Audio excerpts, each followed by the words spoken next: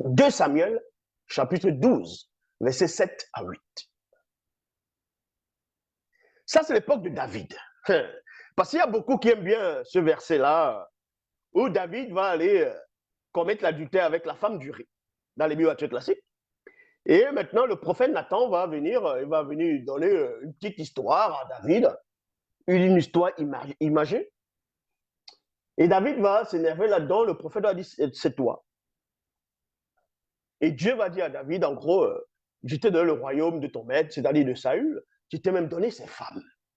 Vous voyez, les faux pasteurs vont dire, vous voyez, Dieu a dit à David, je t'ai donné des femmes de ton maître. Dieu s'adressait à toi. Toi, c'est David. Est-ce que tu es David? Tu sais dans quel contexte Dieu, selon les Bibles classiques, a donné les femmes de Saül à David? On va expliquer ce contexte-là. C'est dans la loi. Ça ne s'adresse pas à tout le monde. Donc faites attention quand vous venez dire, Dieu m'a dit, le Saint-Esprit m'a mis à cœur. Alors Nathan dit à David, cet homme c'est toi. Voici que Jéhovah, le Dieu d'Israël, a dit, c'est moi qui t'ai oint comme roi sur Israël. Toi, le faux pasteur, on t'a oint en tant que roi où? Dans ton pays, un président, non? Tu es roi, tu es même un chef traditionnel, n'importe quoi. David ici était roi, sur les Bibles classiques. Et c'est moi qui t'ai délivré de Saül. C'est moi qui t'ai délivré de Saül. Comprenez pourquoi on dit délivré de Saül? C'est-à-dire que maintenant, je t'ai donné volontiers tout ce qui appartenait au roi Saül. Il y a virgule. Ses femmes, virgule. Vous allez vous arrêter là. Ah, Dieu approuve la polygamie. Ah, Dieu a donné la polygamie à David. Voilà, Dieu lui-même en personne, a approuvé la polygamie ici.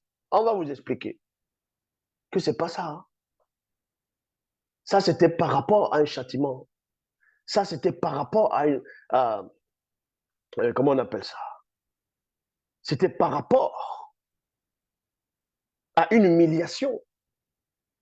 Est-ce que vous comprenez? On va vous expliquer ces choses-là. Je t'ai donné volontiers tout ce qu'appartenait le roi Saül, ses femmes, virgule, et le pouvoir royal sur Israël et sur Juda, point. Mais si tu te bases sur ce verset en disant, oui, vous pouvez aussi avoir autant de femmes parce que Dieu a donné à David, prenez aussi allez vous asseoir dans le palais présidentiel, non? Allez prendre les maisons de votre président aussi. Prenez le pouvoir sur tout votre pays alors. Vu que ça ne s'arrête pas là. Il y avait des conditions pour qu'on lui donne ces femmes-là. 2 Samuel chapitre 12, verset 11. Avant ça, le roi Saül était quelqu'un, voilà, à un moment donné dans son histoire, a commencé à être un renégat. Quelqu'un qui a commencé à désobéir, on l'a arraché, extirpé de la royauté. On vous dit même que Dieu s'est détourné de lui.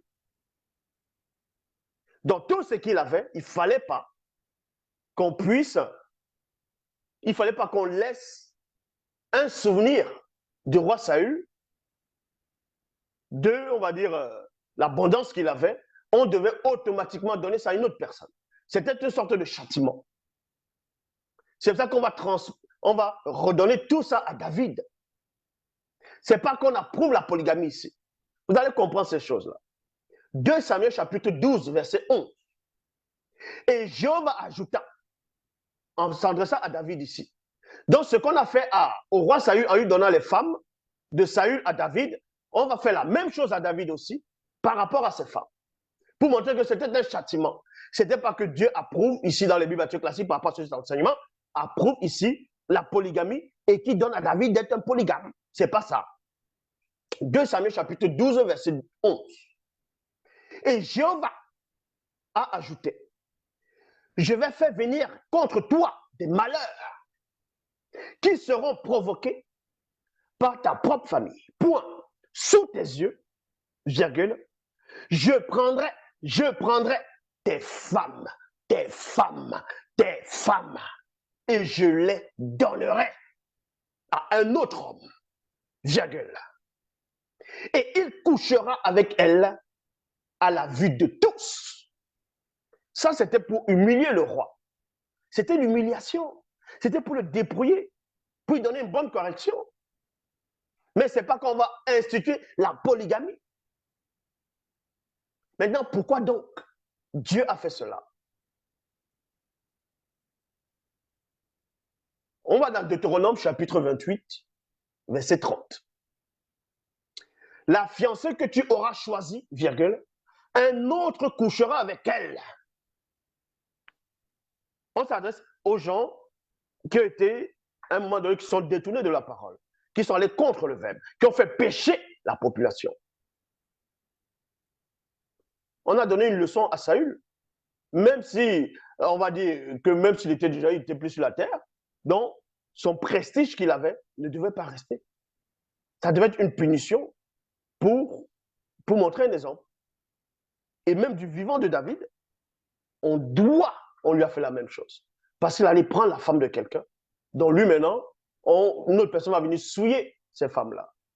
Mais la personne qui a souillé les femmes de David, c'était son fils. Son fils, on sait ce qui lui est arrivé après.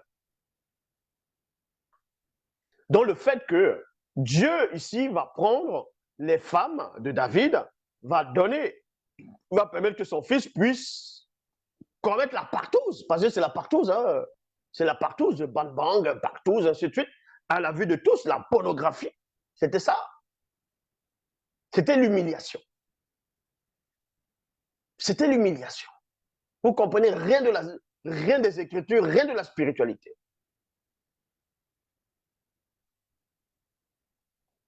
Deutéronome 28, verset 30. La fiancée que tu auras choisie, un autre couchera avec elle. C'est tout. Même les rois n'étaient pas autorisés d'avoir plusieurs femmes. Deutéronome 17, verset 15. Il est dit ici, il faudrait absolument que tu établisses un roi qui choisira Jéhovah, ton Dieu. Tu établiras un roi pris parmi tes frères. Point. Tu n'as pas le droit d'établir sur toi un étranger, virgule, qui n'est pas ton frère. Deutéronome 17, 17. Il ne devra pas non plus avoir beaucoup de femmes, virgule. Elle détournerait son cœur de Dieu. Traduction David Martin, il ne prendra point plusieurs femmes. Dieu donne la loi à Moïse. Maintenant, plus tard, le même Dieu donne les lois, c'est-à-dire il prend les femmes de Saül, il met au sein de David. Ça ne veut pas dire ici, là, maintenant, là, il est en train de contredire la propre loi. C'était une punition. C'était un châtiment. Vous ne comprenez rien de la spiritualité.